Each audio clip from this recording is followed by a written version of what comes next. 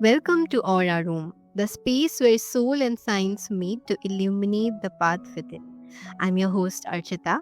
Today we are joined by Katia Batalha, a psychotherapist, author, mystic, and spiritual teacher whose work bridges East and West, shadow and light. Her life's mission is to help us remember the truth we have never really lost, that we are already whole, radiant, and deeply connected to the rhythm of life. So, hello, Katya. Welcome to my show, The Aura Room. It's a pleasure to have you. Hi, thank you so much for welcoming me. It's a pleasure to be here. Thank you so much for being here. So, Katya, you speak about awakening as a remembrance rather than a pursuit.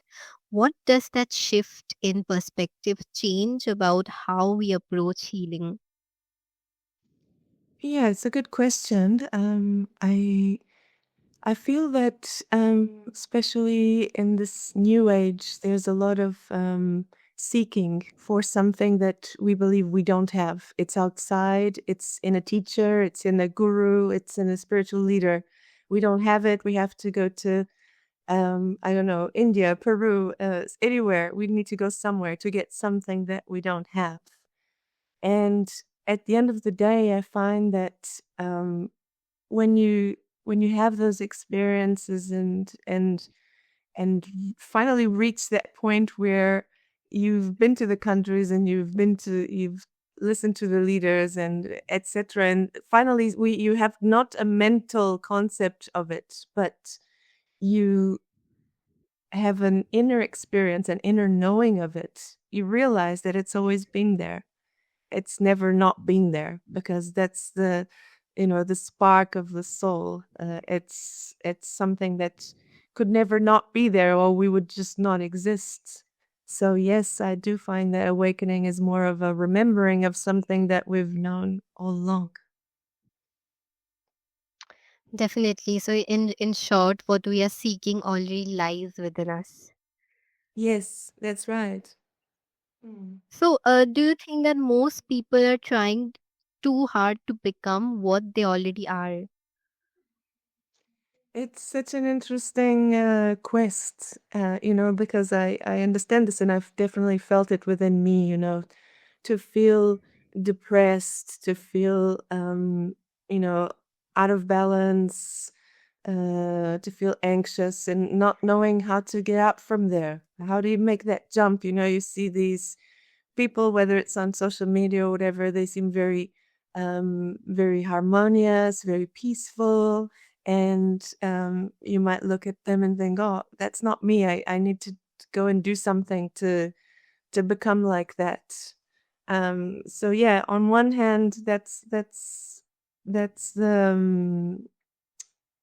irony of it is that we think we need to go and reach that state, and on the other hand, it's already within us. It's in some ways it's about stopping the mind, that creates the anxiety, the fears, the all the conditioning that we've received, the problems, and coming right back to the present moment, like peeling all the layers of um problems that we put onto reality, because sometimes in the present moment there'll be a problem, but often the problems are caused by us thinking about the past or planning the future or going over something in our heads, again and again, that we don't know if it went quite right or whatever. So this is normally, in the vast majority of cases, what causes the problems for people. So if we come back to the present moment, like what is actually wrong right now? What is the problem in with me in this moment? Is there something wrong? And you tune into your breath or you tune into your body and start to breathe a bit slower, and actually you might realize there's nothing wrong right now, you know? Yeah, I mean, that's so liberating. Healing not as a chase, but as a homecoming to our own essence. So Mm. people should really start living in the present instead of, being in their past or thinking about the future. So Mm. thank you for sharing that. Your work beautifully weaves together traditions like yoga, tantra, and shamanism. How do these ancient lineages converge in modern holistic therapy? Well, big question, important one. So I found that in conventional therapy, um, and I'm a psychotherapist, so already it goes like quite deep. We go into like people's their past, their traumas, their emotional states, what troubles them. But I find that it's a lot about the emotional layer and the mental layer. What beliefs are they struggling with, or what emotions haunt them. But um, life is much more holistic than that. There are tools that we can use for our own healing and well being that can go beyond the talk, go beyond talking. So, for example, with yoga and tantra. The way I've learned yoga, it's not just about postures or meditation. It's got teachings about everything in life. Um, what do you eat? Where do you go? How do you think about certain things? and but anyway, even if we talk about postures, those postures help with the body. We talk a lot about trauma is stored in the body. When you go through something, your body remembers. And so the body keeps that score of everything that's happened to us, but at the same time, it's got a lot of potential for healing. So when we do those postures, or when we meditate, when we do breath work, those things are helping to heal the body and create a new experience of a better vibration, a high vibration, a better resonance, that is not so much in the thick of um, what's wrong and the problems and the fears, but more so in high stakes of consciousness and bliss and love and compassion and empathy, the more elevated states. So, through the teachings, because we talk about the 8 limbs of yoga, right? So, in that there is the postures, etc. With meditation, we free the mind to allow our deeper consciousness and essence to come through. So, yeah, that's another aspect of yoga. And then through the yamas and niyamas, the ethical principles of how to live life. Um, then we live a life that we create less karma, we create less problems for ourselves and others. We live in more harmony and happiness, etc. So again, and Tantra talks a lot about this, about raising our vibration through everything. If you eat salad instead of meat, you will be having a diet that is kinder, so resonating with higher frequencies. You will digest for less time, so therefore your body is in those kind of thick digestive energy consuming processes for less time. So everything is about how do you raise your vibration from wherever you are, doesn't matter where it is, until you and find yourself in those states of bliss and just natural harmony and joy and love. And when I was in the and I'm still very much in the yoga world, it is my main path, but um I found myself feeling like there is something there that is still I'm still not quite reaching. Not that yoga doesn't have it, but for some reason, how it was explored in me, it was more around the higher chakras, the higher frequencies. But in some way, holistically, that felt that something was still missing from that picture. And so I started exploring the more shamanic side of life. So the connection to nature, the connection to what is medicine in nature that can assist us whether that's medicines that we take in, plants, etc., or whether that's the crystal that helps raise the vibration at home, or the incense that you can put in to cleanse the space. There's so much that can assist with the healing process. We're not alone in this. And in nature is consistently offering things that can help us.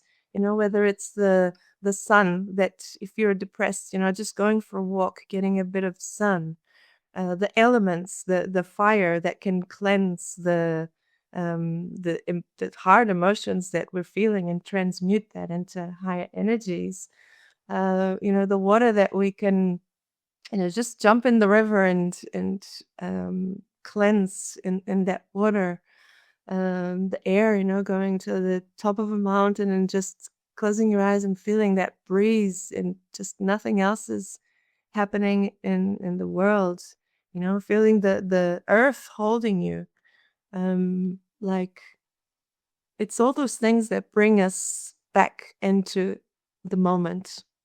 And yeah, so exploring the power of nature and medicines to heal, it's just another element of that people can use in their process that just maximizes the healing. So true. I love that blend. Ancient wisdom translated into tools for today's restless hearts. So, Katya, many seekers experience spiritual bypassing, using spirituality to avoid pain. How can we tell if our healing is actually another form of escape? Hmm.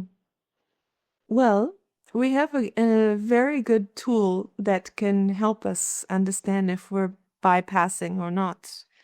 And believe it or not, that tool is our body.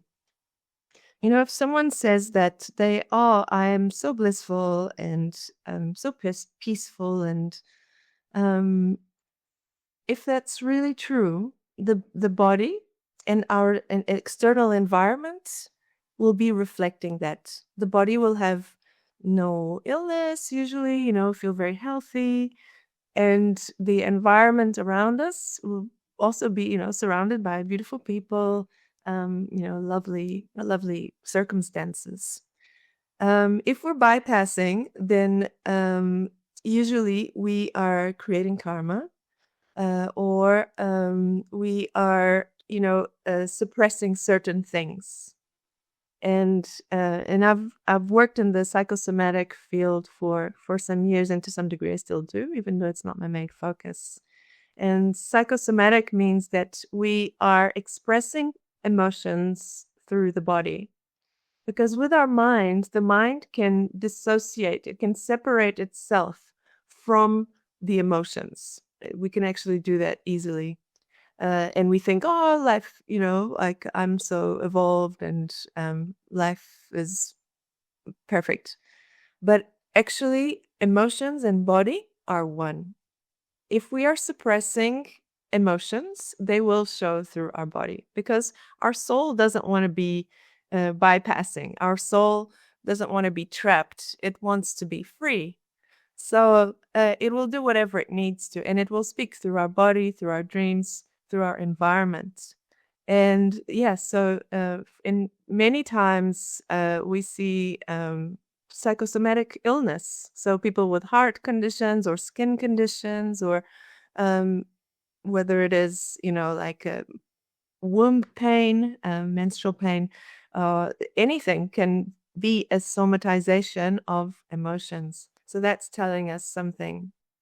um, and then the environment around. So we attract what we are, right? So if we are suppressing all this fear or all this anger, whatever it is, we may not be showing it in the world to a degree, but it's still there. If it's still there, it's still going to be attracting people and circumstances like that, because again, the soul wants to be free. It wants us to heal and become more conscious. So it will attract those circumstances.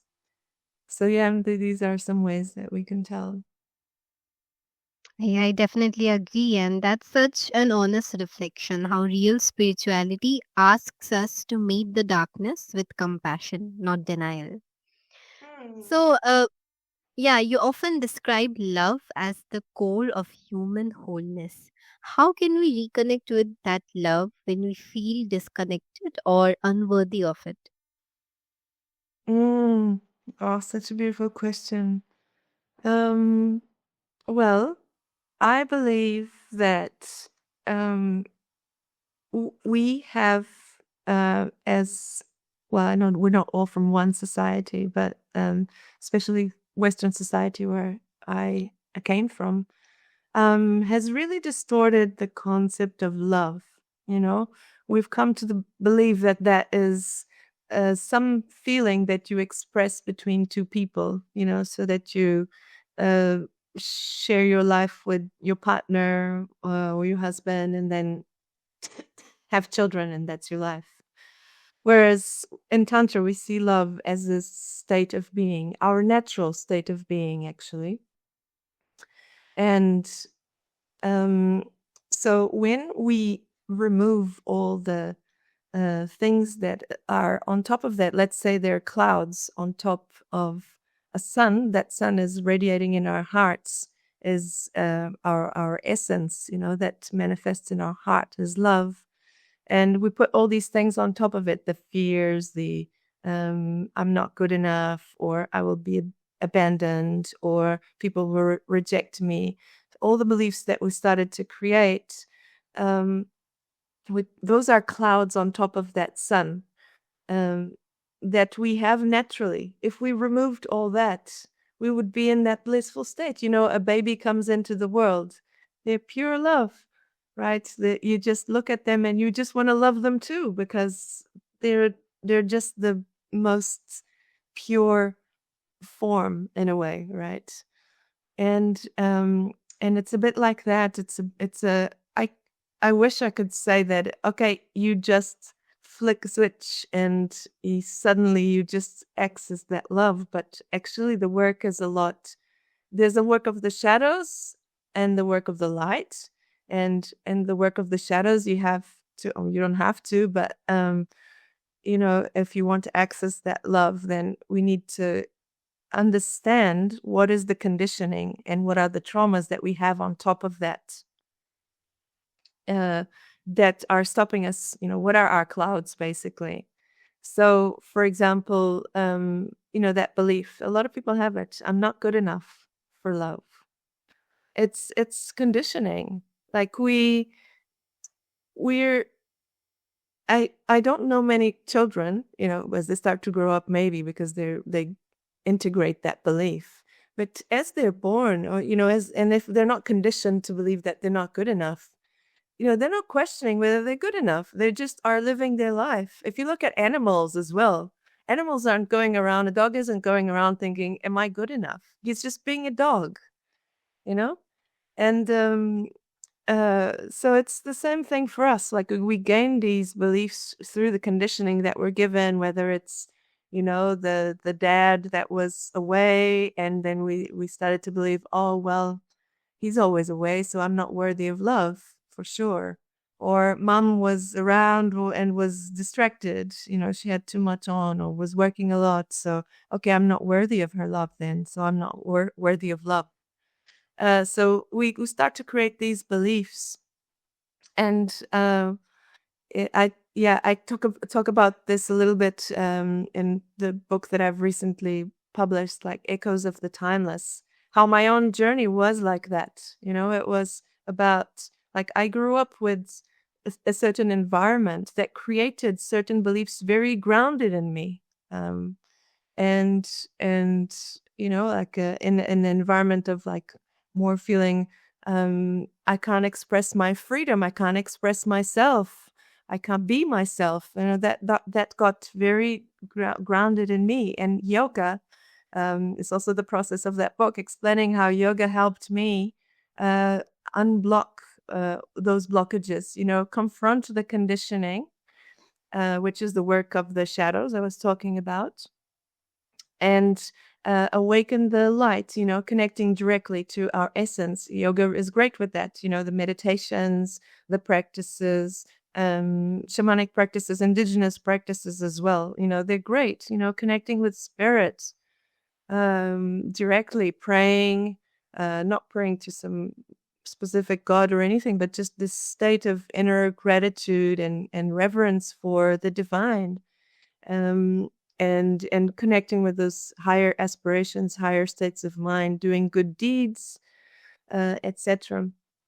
So yeah, through that work of deconstructing our clouds, our egos, and connecting with our true self, um, that is full of love. Basically, that's our natural state that we are entitled to and worthy of. Definitely. And whether other listeners believe it or not, but everyone is worthy of love. Hmm. So it's moving to hear how love isn't just a feeling, it's a remembering of our natural state. Yeah. So, yeah. So, Katya, lastly, in a fast paced digital world, conscious living can feel almost impossible. So, what daily practices can help us slow down and live with more awareness and grace? Mm. Well, holistically, I would say it's good to consider all the layers of our being. So, how are we looking after our body, our energy, our emotions, our mind, and our soul? So, for example, with our body, we could go into nature. Nature is so important. It's really the having the environment help us out. Um, so yes, our energy, being mindful of our energy, like who are we connecting with and where are we investing our energy? Often we are so spread out, and in the digital world, like people are doom scrolling, just looking at what other people are doing, or often things that are just even more depressing. So what are we connecting with? Are we connecting with high vibration, inspirational things? Reading inspirational books that bring something alive to our lives, or are we just watching the same things over and over again? Um, through about our heart, do we have some people in our life that we connect with? A good friend or a lover, or um, doesn't matter, but are we nourishing our relationships? Are we talking with conscious communication? How are we integrating others in our lives, and who are we integrating? Are they positive people who encourage us to be more and more who we are, or do we have to put a mask on, and be who they want us to be? And then with our mind, it's so good to introduce a meditation practice. Um, like even 5 minutes of meditation a day can make a difference. I can tell you this because someone told me and I tried it, and it actually did make a difference. 5 minutes of, um, even if you don't manage to meditate much, and the mind is still busy, it will still create some power of that intention of accessing the subconscious and accessing the deeper layers. And with our spirit, to have a relationship that is alive with our soul, with the divine. um yeah, listening is a huge part of it. Our soul, I feel, is constantly talking to us, constantly telling us uh things, giving us hints of how a life that is aligned for us looks like. What, from the little things, what should we eat, to the big ones, what's my life purpose? If we only listen to the signs and to our hearts, our soul is speaking through us. So yeah, to open that door to listening. And I know that some people just even then cannot find the time to put some of these things into their life. Whether that's the breath exercise, it could be so small. 1 minute of breathing exercise can really relax you. um, uh, or the yoga relaxation before sleep, for example, doesn't matter. but not everyone will have the time. So if you're someone who doesn't have the time, then something that you can do is to go every now and again, every couple of months, go away and do a retreat, go for a week of vipassana, or silent retreat or some yoga retreat, or go into the forest and stay there for a long weekend, something that nourishes you back into health and into a kind of higher vibration closer to yourself, so that you can then go to day-to-day life a bit more nourished. Yeah. That's beautiful. I mean, turning everyday moments into living meditations of the soul in whichever way that they can. So, Katya, if any of our listeners, after hearing this conversation, feel that they want to connect with you on a deeper level and to learn more about, the holistic way of living, how can they do that? Could you share it with our listeners?